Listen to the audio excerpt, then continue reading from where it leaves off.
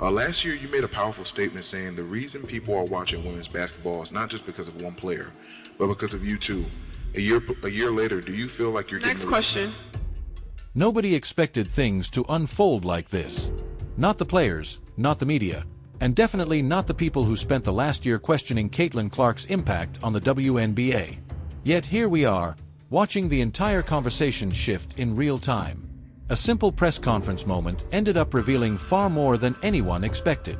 A reporter barely started asking a question before Angel Reese stepped in with a brief response that seemed to capture exactly where the league stands today regarding Caitlin Clark.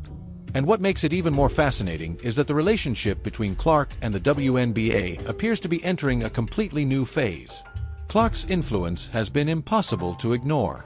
She has helped bring millions of new viewers to the league, packed arenas across the country, and generated television numbers that were once considered impossible. But alongside that success came resistance. Instead of fully embracing the attention she generated, many voices around the league questioned the excitement, minimized her contributions, and often criticized the fans who followed her. What should have been celebrated was frequently treated as a problem. From the outside looking in, it never really made much sense. But the WNBA last year, bless their hearts, finally got a star.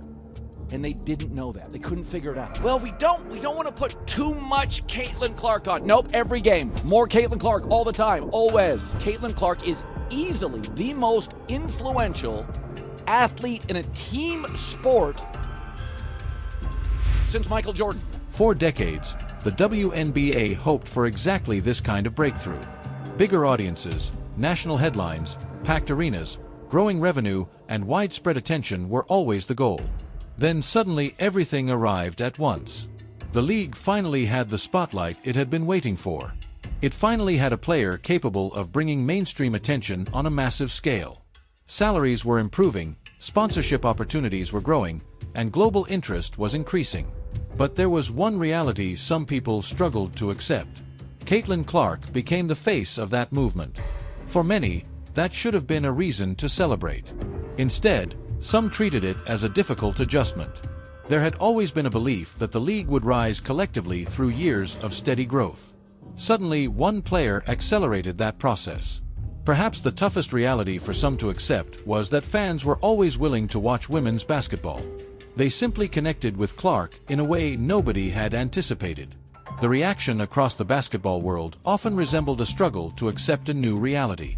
Yet recently, something appears to have changed. A moment that seemed completely ordinary ended up signaling a major shift. Now many around the league seem to recognize where things are heading and are trying to adjust accordingly. There's levels to this thing, and that's just life. We all went through it. By this stage of her rookie season, Clark wasn't simply participating in the WNBA. She had become the center of attention across the entire league. Viewership numbers exploded whenever she played. Arenas that normally had available seats suddenly sold out. Merchandise sales reached levels rarely seen before.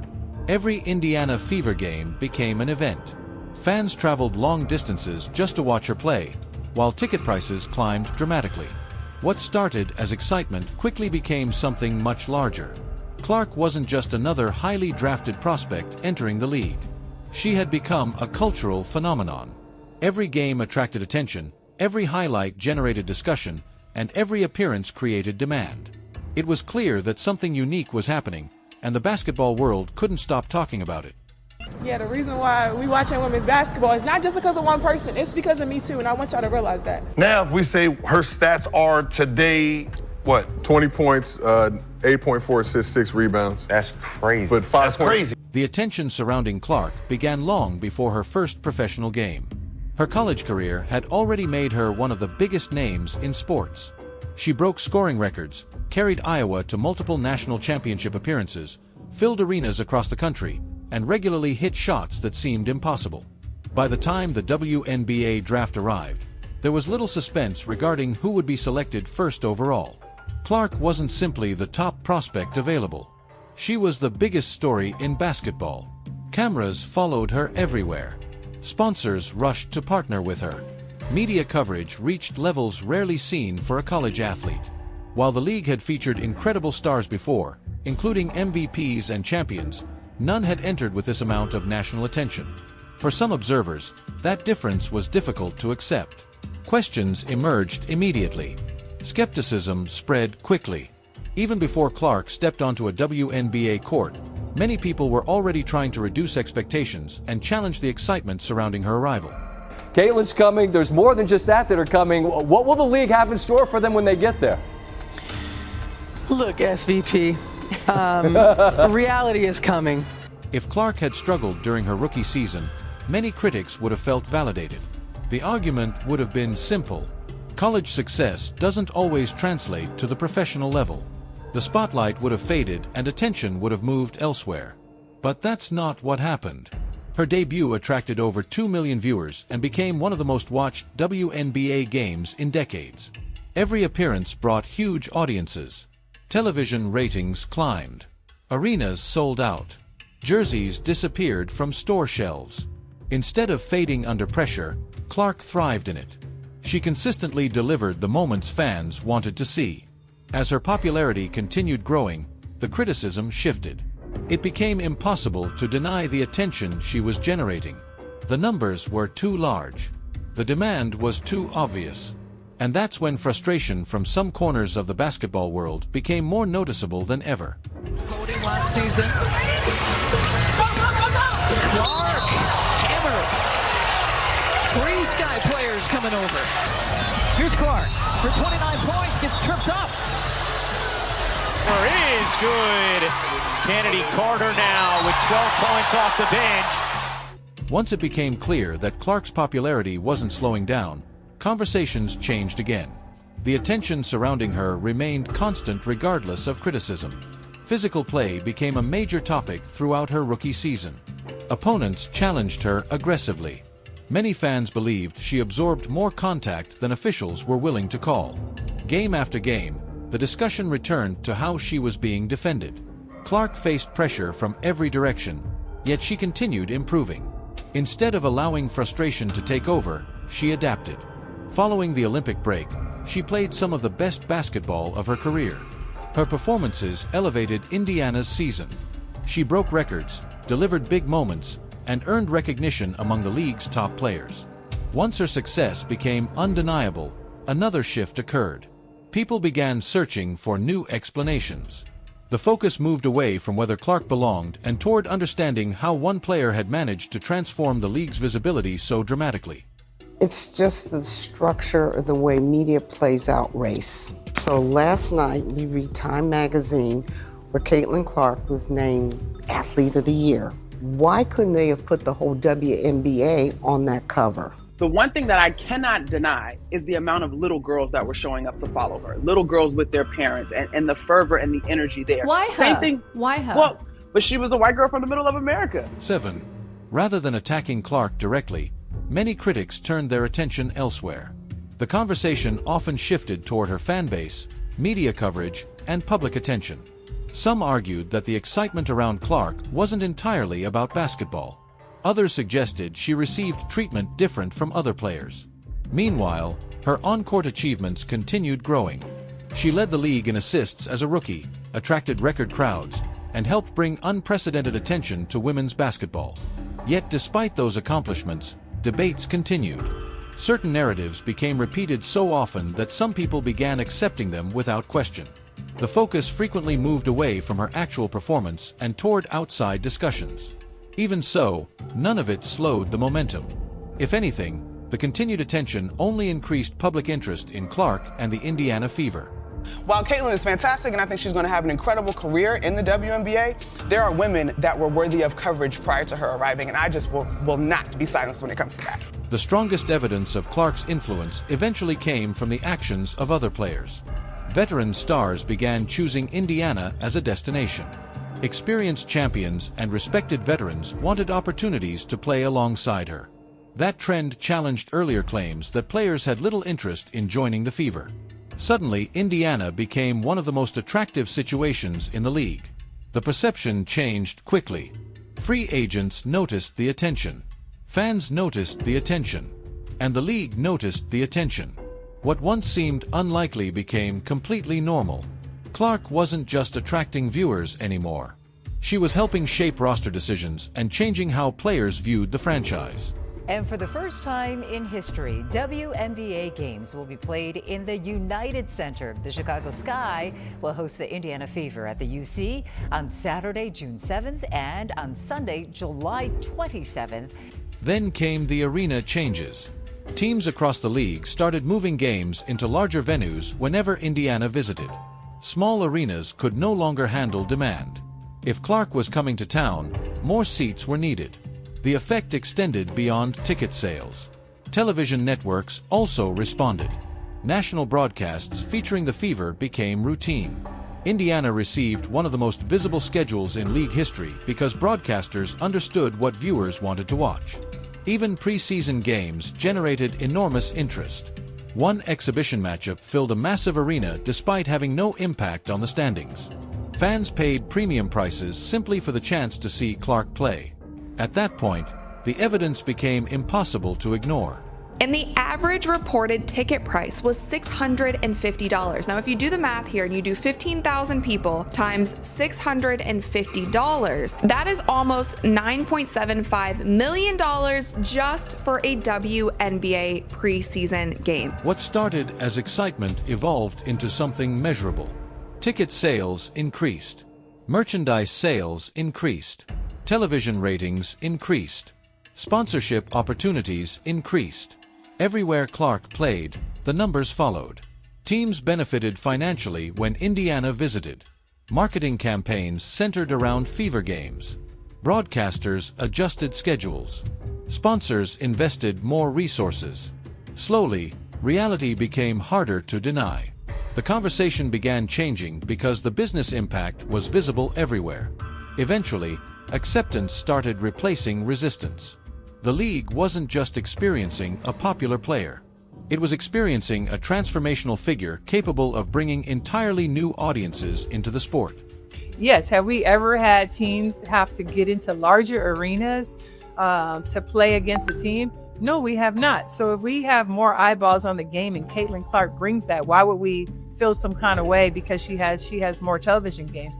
I think we have to understand that when one player eats, we all eat. And as we all get more opportunities, it just opens it up for everyone else. Caitlin Clark a problem, bro. Yeah, she does. I just think about my rookie year and I think about how I came into the league and I'm like, bro, it was such a crazy transition for me to just understand what it's like to play at the pro level. And it's like this girl coming in as a rookie and going she broke the record for assists. I don't think people really understand how crazy that is to do as a rookie, your first year doing this. But that's another episode.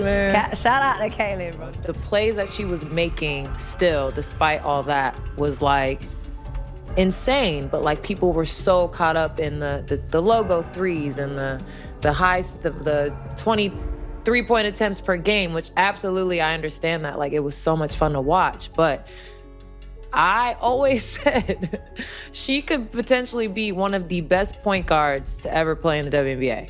That doesn't mean every discussion suddenly became positive. Criticism still exists. Debates still happen. Double standards are still discussed. But there has been a noticeable shift in tone. Media coverage that once focused heavily on controversy now spends more time highlighting Clark's leadership, preparation, and influence. Players who were once hesitant to praise her have become more willing to acknowledge what she has accomplished. Recognition is becoming harder to avoid. More people are openly admitting that her impact extends far beyond statistics. She has changed how the league is viewed, consumed, and discussed. And that shift became especially clear during one unforgettable homecoming. The fans filed outside in droves, getting ready at Carver Hawkeye Arena, and watch parties all around Iowa City. Everybody wants to catch a glimpse of Iowa's favorite daughter, Caitlin Clark, returning home. When Clark returned to Iowa for a preseason exhibition, the response was overwhelming. More than 1.3 million viewers tuned in to watch. The arena was packed from start to finish. The audience numbers surpassed expectations and compared favorably with broadcasts from other professional leagues. Yet the most memorable part wasn't simply how many people watched. It was what Clark did while everyone was watching. She embraced the moment completely. Rather than shrinking under the spotlight, she seemed energized by it. The audience came expecting something special, and Clark appeared fully aware of that expectation. Sessions of the day for Brazil. Here's Clark. Wow! You bet! From beyond the logo! Even the opposing Brazilian national team seemed caught up in the moment.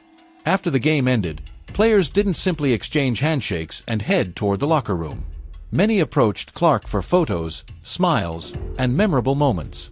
The scene quickly spread across social media. It looked less like a normal exhibition game and more like fans meeting one of their sports heroes. The respect was obvious. The excitement was obvious. And the images became another powerful example of Clark's growing influence beyond the United States. I think one of the things I love about Caitlin the most is her understanding and like willingness to like meet the moment and like do the thing that she knows everyone wants her to do. She knows what the people She broke the record making that shot to begin with. There's just like a certain star quality and like star power there. But it takes you being confident enough, willing enough to be like, oh no. I know what you want. Come here. I'm gonna give it to you. I loved it so much. I just think it's great. I love when athletes like have that, like, bring the cameras right over here.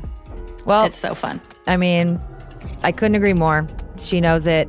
Yeah, it is clear that she is having her freaking Michael Jordan moment right now.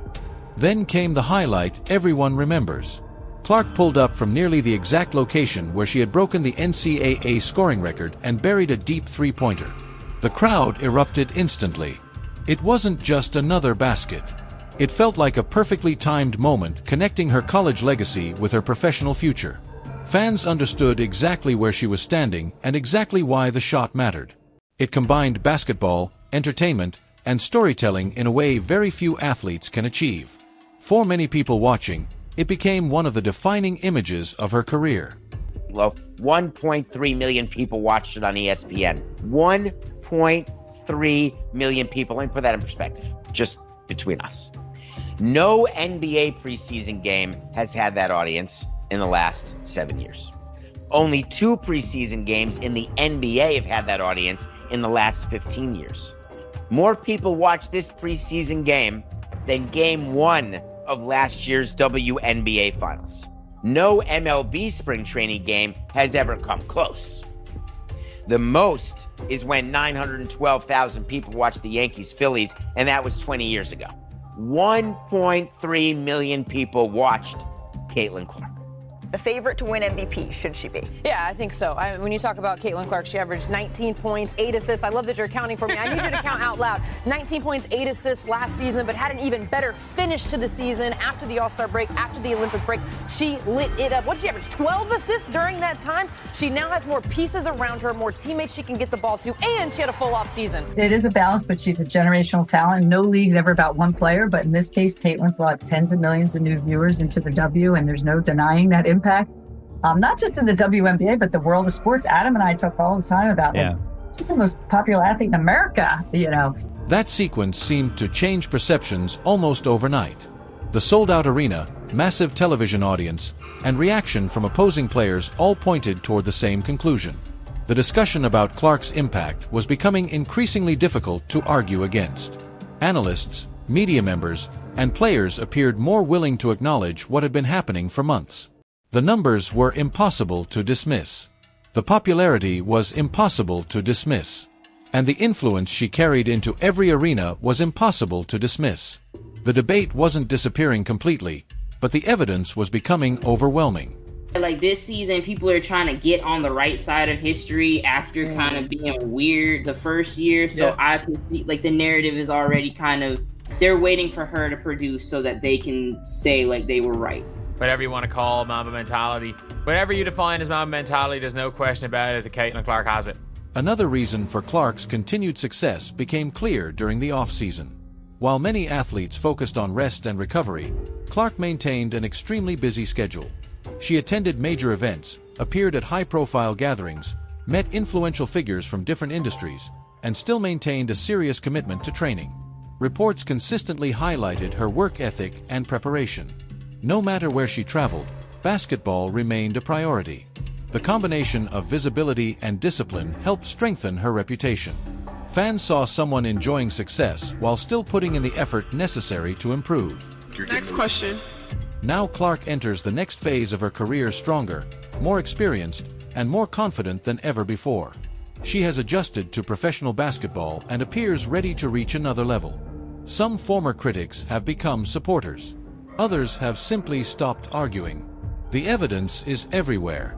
Attendance, ratings, sponsorships, merchandise sales, and fan engagement continue pointing in the same direction. The preseason return to Iowa reminded everyone just how powerful the Caitlin Clark effect remains. And if recent trends continue, the next chapter may be even bigger than the first.